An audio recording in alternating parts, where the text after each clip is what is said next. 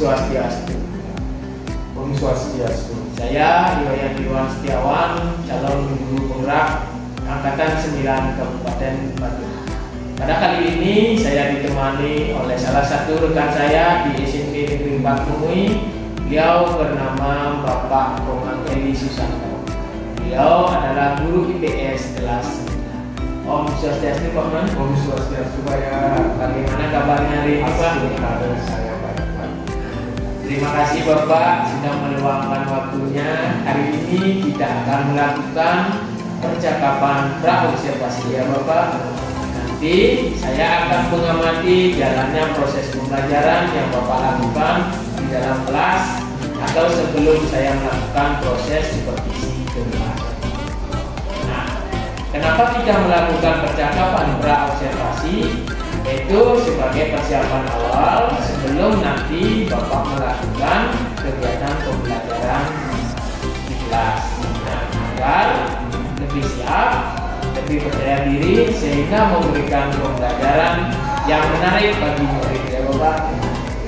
Terus ada beberapa pertanyaan yang akan saya sampaikan kepada Bapak. Yang pertama berkaitan dengan tujuan pembelajaran yang ingin Bapak capai di kelas sesuai dengan RPP yang sudah Bapak lakukan.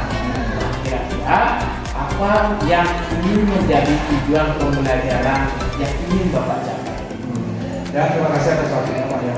Di sini ada tujuan pembelajarannya yang saya lakukan itu ada di mana? Iya. Salah satunya di sini nomor 1 di sini ada peserta didik mampu menjelaskan konsep faktor-faktor yang manfaat dan hambatan perdagangan internasional. Itu salah satunya. Iya. Terus yang kedua di sini ada peserta didik menganalisis upaya yang dapat dilakukan untuk mengatasi dampak negatif perdagangan internasional. Yang kedua. Terus di sini ada nomor 3-nya Pak. Peserta didik menganalisis pengaruh positif dan negatif perdagangan internasional bagi kehidupan negara. Terus di sini ada nomor 4-nya. Peserta didik menemukan manfaat yang dirasakan pelajar dari perdagangan internasional. Terus di sini ada yang terakhirnya kayak di sini ada peserta didik menyajikan hasil analisis penanganan internasional. Ya baik Bapak, jadi ada 5 tujuan pembelajaran yang ingin Bapak terapkan atau ingin Bapak capai di kelas. Nah terus bagaimana dengan area pengembangan yang ingin Bapak capai Bapak? Untuk areanya di sini Pak, untuk area pengembangan yang ingin saya capai di sini ada 2, yaitu pada pengetahuan dan keterampilan. Pengetahuannya siswa menguraikan konsep faktor-faktor yang mempengaruhi manfaat dan hambatan perdagangan internasional. Terus yang kedua di sini ada keterampilan siswa berkomunikasi, menyampaikan hasil diskusi berdasarkan RKPD atau diskusi kelompok. Di area pengembangan yang Bapak ingin capai pada aspek pengetahuan, kemudian ada aspek keterampilan pada siswa. Saya ingin mendengar Bapak bagaimana rancangan pembelajaran yang akan Bapak terapkan di dalam kelas, baik itu strategi pembelajarannya, kemudian mungkin model pembelajarannya, maupun metode pembelajaran yang akan Bapak lakukan di dalam kelas. Ya, strategi pembelajaran. Di sini pembelajaran berdiferensi yang sangat terintegrasikan dengan kesiapan belajar sosial emosional. Terus saya akan melakukan pembagian kelompok sesuai dengan kemampuan siswa dan gaya belajar siswa. Terus di sini yang terakhir, untuk model pembelajaran yang saya gunakan problem based learning, metode yang saya gunakan adalah diskusi kelompok atau tanya jawab. Itu yang saya gunakan. Ya bagus sekali itu Pak Man. Jadi yang saya tangkap Bapak akan melakukan strategi pembelajaran berdiferensiasi, kemudian diintegrasikan dengan kegiatan belajar sosial emosional, kemudian model pembelajaran yang Bapak gunakan itu adalah PBL, problem based learning, kemudian dengan metode diskusi kelompok dan tanya jawab. Bagaimana kemudian dengan media pembelajaran yang akan Bapak lakukan atau gunakan di dalam kelas? Bisa diceritakan? Ya, saya akan ceritakan ya. Mungkin yang saya gunakan di sini Pak, saya akan menggunakan gambar sistem Pak. Itu salah satunya perdagangan di Indonesia sebagai contoh LKPD Pak. Ya. Ya, PowerPoint mungkin maupun laptop. Wah, ini menarik sekali Bapak ya. Jadi Pak Man akan menggunakan media gambar sebagai contoh, kemudian ada LKPD sebagai bahan diskusi, kemudian PowerPoint dan bantuan laptop. Nah, kira-kira kapan nih Bapak ada waktu ke kelas di hari apa? Untuk pelajaran IPS-nya di kelas berapa dan jam berapa Bapak? Biar bisa saya langsung ke kelas. Nah, kebetulan di sini saya ada jadwal Pak di hari Rabu Pak. Jadwal saya di hari Rabu di kelas 9 jam 1 sampai jam kedua. Baik Bapak, jadi hari Rabu depan dan kurang nanti seminggu Bapaknya dari sekarang pada jam 1 dan 2 di kelas 9I saya akan datang dan masuk di kelas Bapak untuk melakukan kegiatan supervisi. Saya akan melihat dan mencatat hal-hal yang terjadi di dalam kelas ya Bapak. Nanti saya akan melakukan observasi. Kita akan melakukan percakapan pasca observasi ya Bapak. Nah, yang nantinya akan didampingi oleh pengajar praktek saya yang pertama Ibu Eni Rosita. Nah, sebelum kita akhiri pertemuan ini, percakapan pra-observasi ini, kira-kira apa yang Bapak sudah dapatkan dari percakapan kita hari ini? Nah, silakan. Saya sudah memiliki gambaran apa yang akan saya lakukan nanti Pak di kelas itu. Melakukan pembelajaran sesuai dengan rencana pembelajaran yang saya rancang nanti. Baik itu persiapan media maupun strategi pembelajaran itu mungkin saya bawakan. Baik Bapak, jadi Bapak sudah akan melakukan persiapan seperti itu. Nah, mungkin pertemuan kita hari ini cukup sekian Bapak. Jadi saya ucapkan terima kasih banyak Bapak telah meluangkan waktu untuk berbincang-bincang dengan saya melakukan kegiatan pra-observasi ini. Sampai bertemu lagi di observasi dan percakapan pasca observasi nanti Bapak. Kita akhiri demikian percakapan kita hari ini. Sampai bertemu di observasi kelas dan di percakapan pasca observasi. Sampai jumpa di kegiatan berikutnya. Om Santi Santi Santi. Om Santi Santi Santi. Terima kasih. Halo. Pada asana. Pangajari. Om Swastiastu dan selamat pagi. Salam sejahtera untuk kita semuanya. Mudah-mudahan selalu diberikan kesehatan. Ya Bapak di sini memperkenalkan di sini ada Pak Irwannya. Dia akan mengobservasi kalian. Bapak, apa Pak ya? Ini ya, Bapak ingin ikut dalam pembelajaran kalian. Bapak ingin melihat bagaimana proses pembelajaran kalian di kelas, kemudian kegiatan kali ini mengajar kepada kalian semua. Ya, silakan nanti belajar sesuai dengan arahan Bapak ini. Ya, silakan duduk Pak.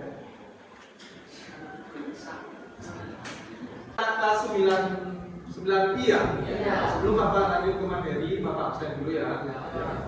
Ada temannya yang hadir kan? Ya. Ada orang yang hadir? Satu orang yang hadir ya.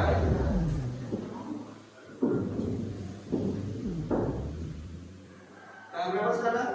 31. Ya. Kelas 9D. Ya. Hari ini kita akan membahas tentang perdagangan internasional dan perdagangan dalam negeri. Baik, anak-anak bisa lihat di papan. Ini Bapak sudah menjelaskan. Di sini ada bab 3-nya. Silakan dibuka dulu buku paketnya. Ya. Sebentar, kalau ada yang belum dipahami, dimengerti, ditanyakan aja. Anak-anak bisa lihat. Di sini ada nomor di bab 3-nya. Ada ketergantungan antara uang dan pengaruhnya terhadap kesejahteraan masyarakat. Ya, itu. Oke, Bapak lanjut.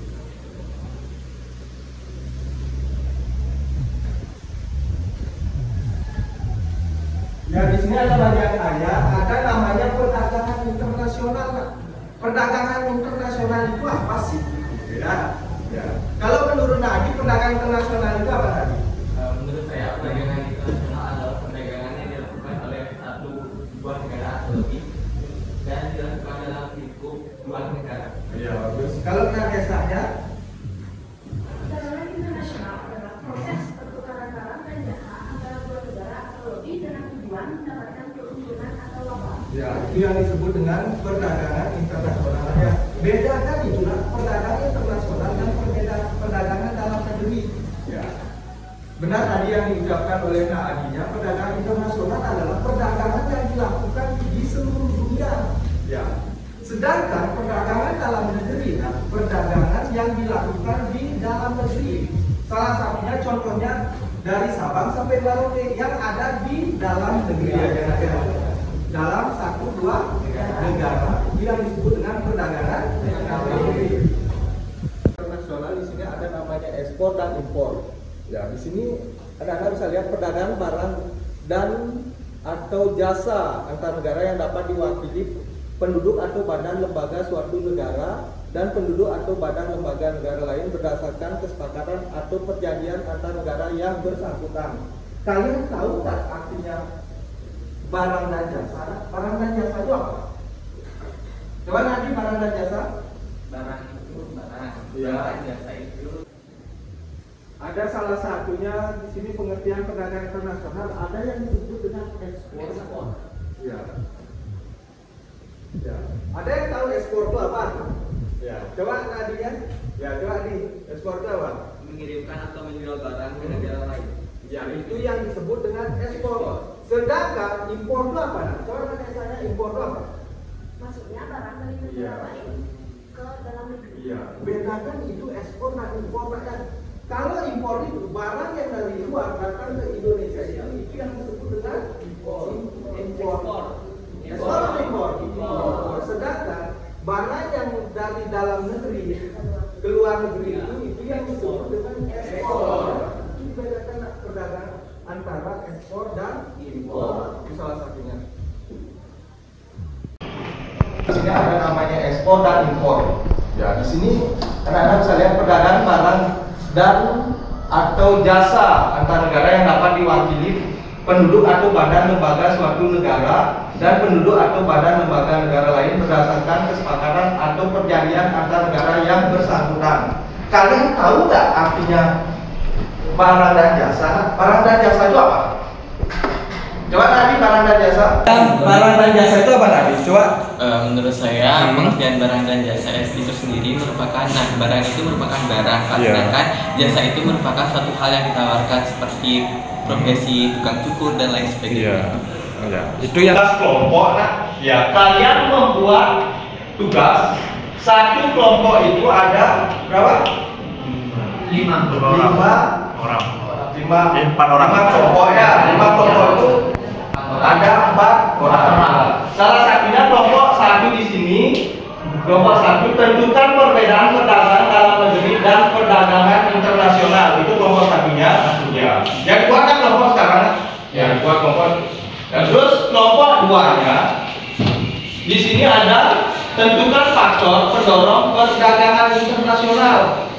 Bapak kan udah jelaskan tadi perdagangan internasional itu kayak gimana kan? Ya. Terus di sini ada nomor 3-nya. Apa sih manfaat perdagangan internasional itu? Kan gitu ya. Yaitu untuk kelompok 3. Sedangkan di sini ada kelompok 4, hambatan perdagangan internasional.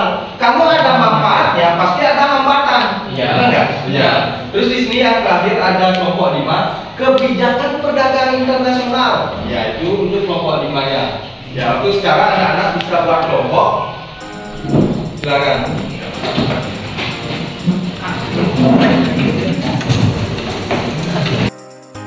Untuk waktunya Bapak kasih 20 menit ya. Kalau sudah selesai semua, anak-anak bisa mengambil peserta dari kelompok 1 sampai kelompok 5. Tidak ada semuanya yang mana. Semua kelompok harus seperti cara yang kelompok 1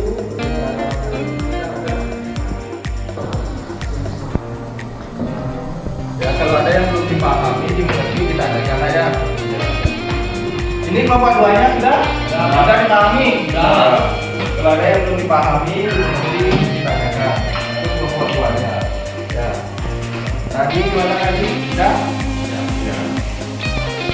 3 Rohia.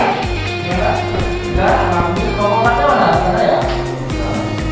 Kelompok dibayar. Kelompok dibayar ada masalah. Jangan dulu kerjakan. Pernah dulu bedakan masalah yang belum beda. Ya silakan kerjakan.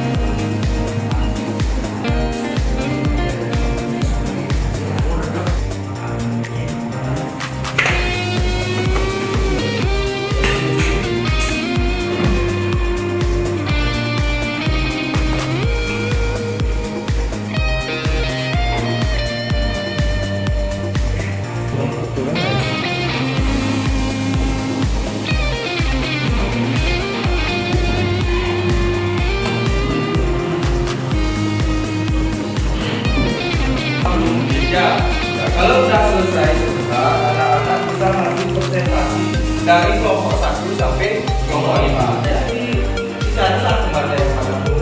Semua kelompok harus berbicara ya. Kelompok 1 berbicara kan kita ada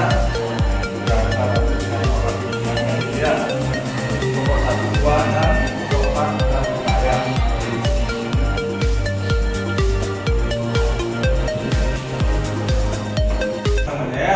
Ya, kalau ada yang ingin bertanya, ditanyakan sama temannya itu ya. Ya, perkenalan dulu. Kenalkan nama saya Ade Sapan. Kenalkan nama saya Baik, di sini langsung saja kami akan membacakan apa saja perbedaan perdagangan dalam negeri dan perdagangan internasional. Perbedaan yang pertama ada pada perdagangan dalam negeri. Kegiatannya dilakukan dalam wilayah suatu negara, sedangkan perdagangan internasional kegiatannya dilakukan dalam wilayah antar negara. Perbedaan yang kedua adalah pembeli dan penjual cenderung bertemu. Tidak dikenai bea masuk, hanya distribusi. Perbedaan internasional dikenai pajak bea masuk. Baik, perbedaan perdagangan dalam negeri nomor 5 akan dibacakan oleh pemuda. Baik. Karena itulah tadi penyampaian dari kelompok 1 ya. Untuk selanjutnya, Bapak persilakan untuk kelompok 2. Silakan bagi presentasi ke depan. Baik Pak, terima kasih atas kesempatannya. Di sini saya mengucapkan selamat pagi kepada Bapak Guru serta teman-teman yang sudah hadir pada pagi hari ini. Perkenalkan, kami dari kelompok 2. Di sini kami akan mempresentasikan mengenai faktor pendorong terjadinya perdagangan internasional.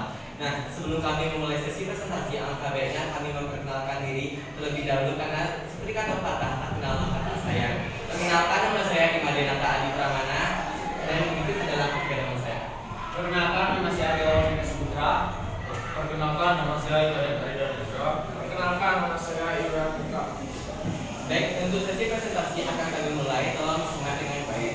Di sini saya akan membacakan dari yang pertama, faktor yang mendorong terjadinya perdagangan internasional. Yang pertama adalah perbedaan sumber daya alam yang dimiliki oleh setiap negara.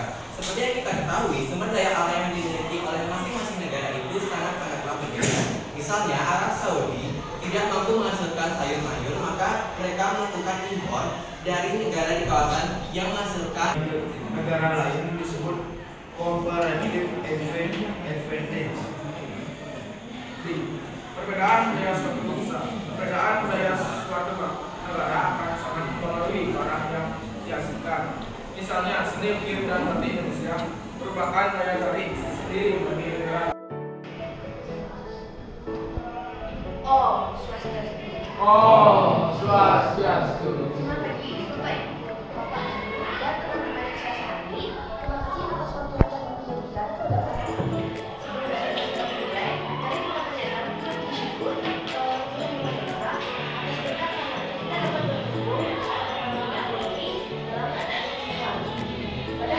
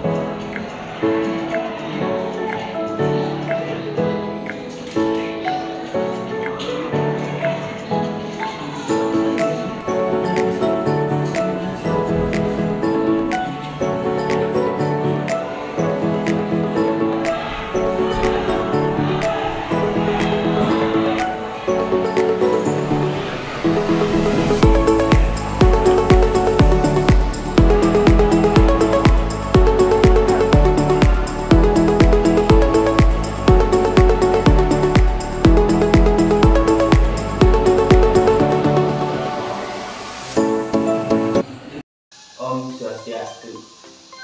Berjumpa kembali bersama saya Iwan Setiawan. Saya calon guru penggerak angkatan 9 Kabupaten Banten. Pada kali ini saya tidak sendiri, berjumpa lagi atau ditemani bersama rekan saya Bapak Pemangil Wiskanto.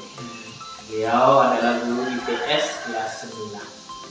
Kemudian di samping saya juga saya ditemani oleh pengajar praktik saya, beliau bernama Ibu Eri Rosita. Om Swastiastu, Pak dan Ibu. Om Swastiastu, Pak. Bagaimana kabarnya hari ini? Astung kabar baik, Bapak. Ya, baik, sebelumnya saya ucapkan selamat Hari Raya dulu, meskipun terlambat, Hari Raya Galungan dan Kuningan. Selamat Hari Raya Galungan ya. Astung kalau Bapak ya, kita dalam keadaan baik hari ini berkumpul pada acara atau kegiatan pasca observasi setelah saya mengamati kegiatan pembelajaran Bapak. Jadi pada acara ini atau kegiatan ini saya akan mengajukan beberapa pertanyaan, tapi sebelumnya izinkan saya menjelaskan tujuan dari kegiatan ini. Jadi kegiatan pasca observasi ini memiliki tujuan mengevaluasi sejauh mana proses pembelajaran yang sudah Bapak lakukan. Nah, untuk pertanyaan yang pertama, Bapak, kira-kira bagaimana perasaan Bapak terkait dengan jalannya kegiatan observasi kelas yang sudah berlangsung? Ya, baik Pak, dan coba saya terwakilnya Pak ya. Terus terang Bapak, karena baru pertama kali saya juga dalam mengajar didampingi, awalnya jelas pasti merasa canggung kan gitu Pak ya, dan tegang Pak. Tetapi aku tahu bisa berjalan dengan lancar Pak. Baru Pak ya, berjalan dengan baik. Siapapun yang didampingi pertama kali pasti merasakan hal yang sama seperti dengan Bapak rasakan. Nah, kemudian Bapak mungkin ada kira-kira langkah-langkah pengembangan yang bisa Bapak ceritakan ya, pengembangan yang Bapak lakukan di dalam kelas, atau tahapan-tahapan proses pembelajaran yang kita lakukan di kelas, bisa Bapak ceritakan kembali Pak? Iya, mungkin Pak ya ini. Mungkin kalau tahapannya saya awali dengan menyusun RPP Pak. Ya sebisa mungkin saya buat dengan detail, terutama dalam kegiatan pembelajaran gitu Pak ya. Kemudian untuk area pengembangan berkaitan dengan pengetahuan dan keterampilan. Dari segi pengetahuan biasanya siswa menguraikan konsep faktor-faktor yang mempengaruhi, terus manfaatnya di sini, dan hambatan perdagangan internasional Pak. Yaitu keterampilannya siswa berkomunikasi, menyampaikan hasil diskusi berdasarkan LKPD atau diskusi kelompok itu Pak. Jadi Bapak sudah melakukan tahapan penyusunan rencana pembelajaran di awal.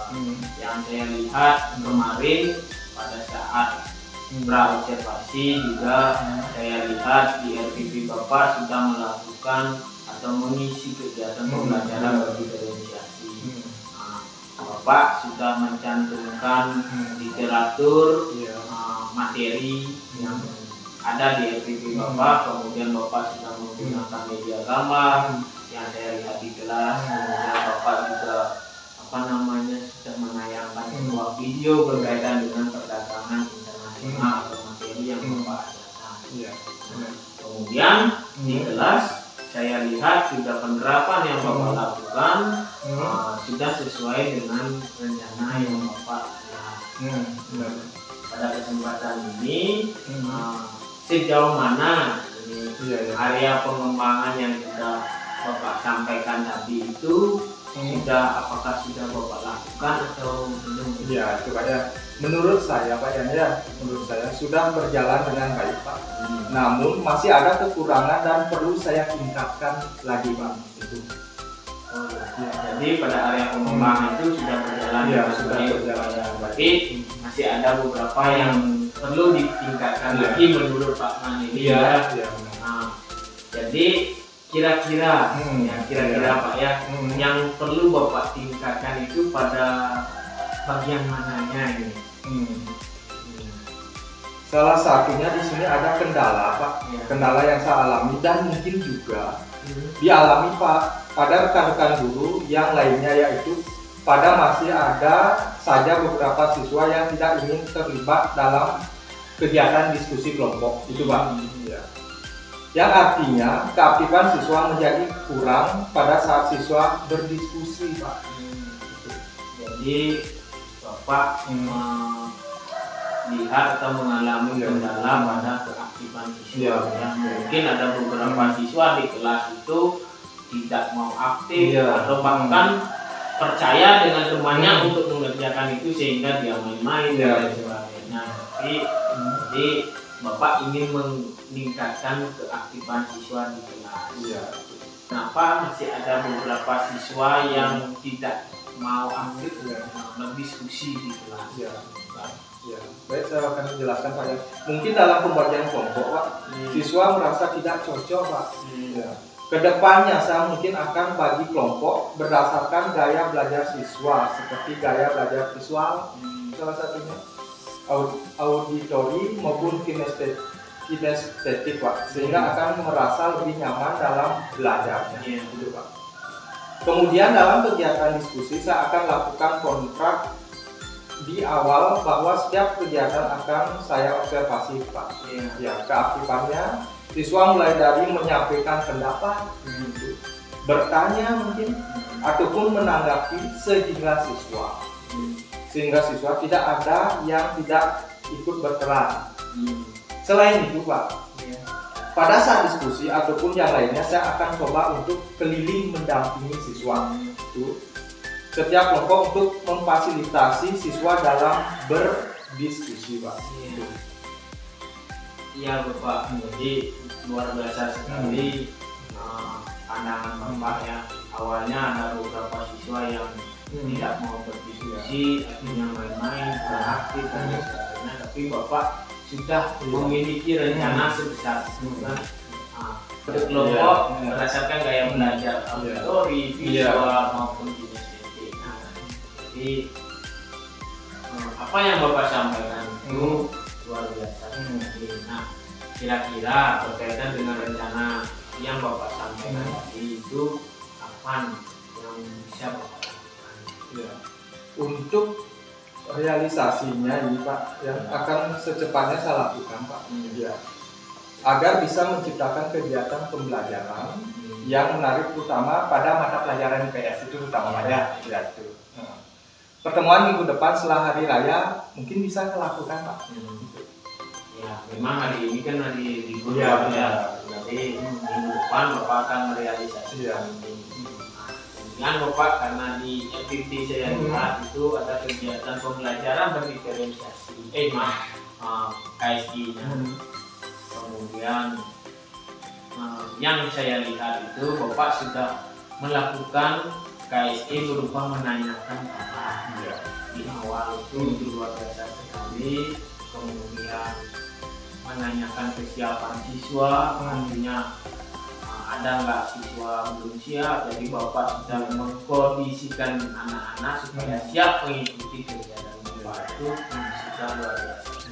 Nah, kira-kira ada nggak KSE atau kesiapan belajar sosial emosional yang ingin Bapak terapkan lagi, sehingga sebelum pembelajaran di kelas itu siswa lebih tenang, lebih nyaman belajar dengan Bapak. Selain yang tadi, misalnya Bapak melakukan mindfulness, artinya apa namanya, relaksasi dan lain sebagainya, kan bagus. Bapak mengenal relaksasi yang semacam yoga, Bapak kasih musik, anak-anaknya mengikuti dengan keadaan rileks dan tenang. Nah itu pembelajaran bisa bagi itu salah satu pertanyaannya. Kemudian atau menanyakan ini juga bisa Pak, emosinya dia, bagaimana keadaanmu hari ini, emosi apa, bisa. Baik Bapak, jadi itu tambahan dari saya setelah observasi berkaitan dengan apa yang saya observasi di kelas. Jadi Bapak akan melakukan peningkatan terutama di pengelolaan atau manajemen kelas. Ya, jadi ada beberapa siswa yang kurang aktif. Kemudian Bapak akan melakukan refleksi berkaitan dengan KSI. Ya, Bapak akan melakukan mindfulness. Ya, terima kasih Pak ya atas masukannya ya. Baik Bapak, jadi sekian yang bisa saya sampaikan hari ini. Terima kasih Bapak sudah meluangkan waktu mengikuti kegiatan pasca observasi.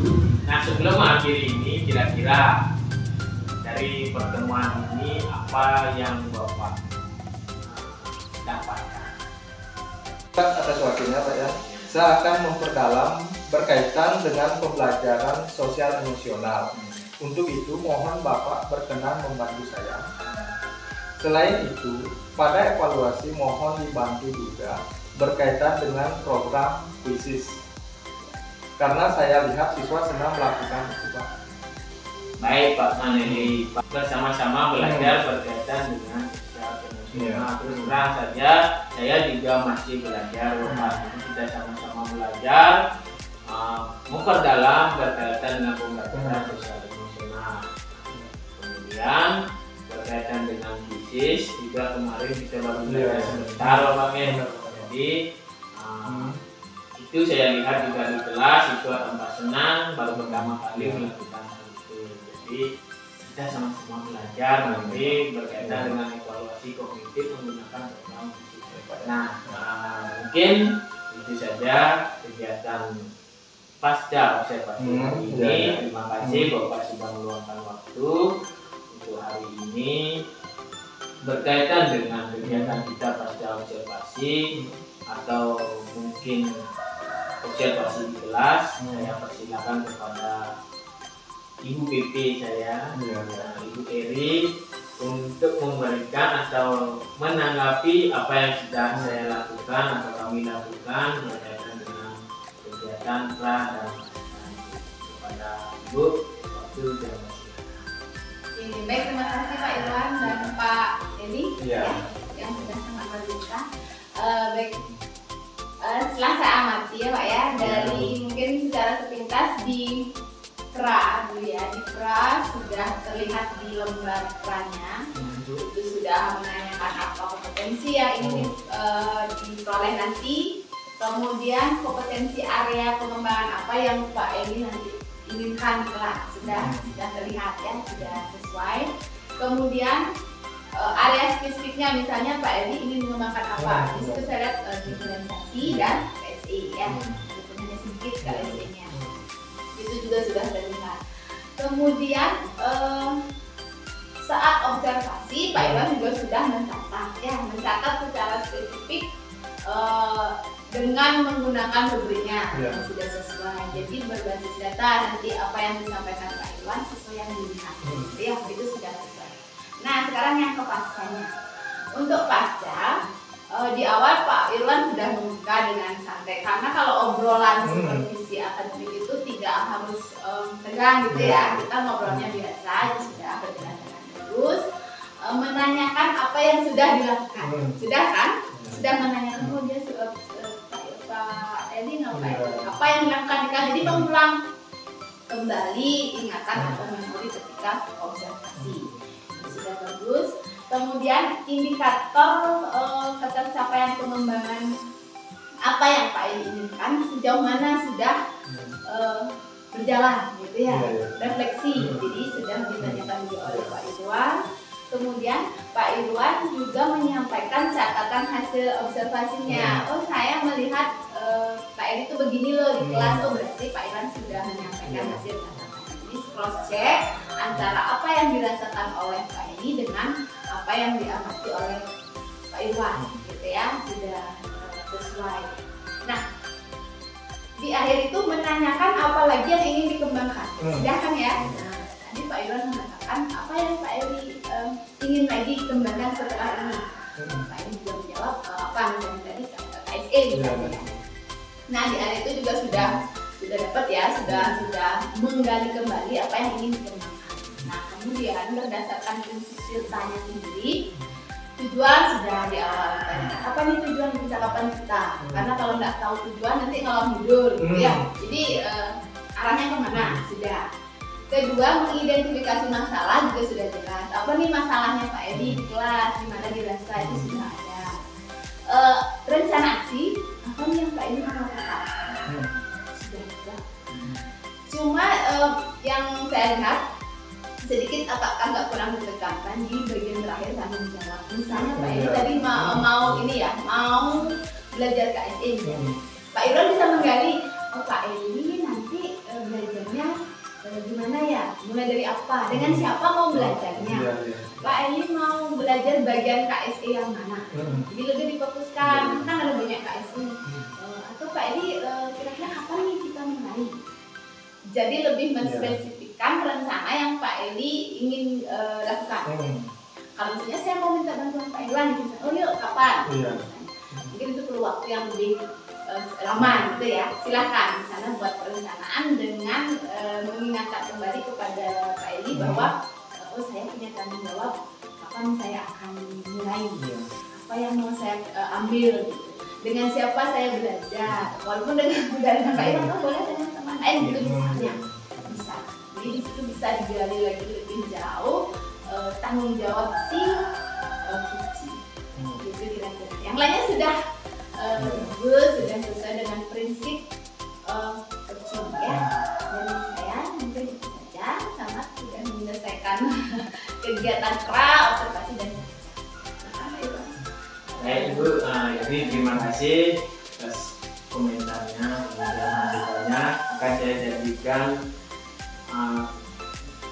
pegangan diri saya untuk ke arah yang lebih baik, terutama mempelajari kegiatan magang.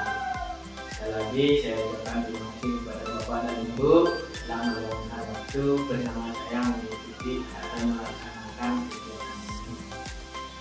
Baik, jadi demikianlah hasil dari kegiatan kita hari ini.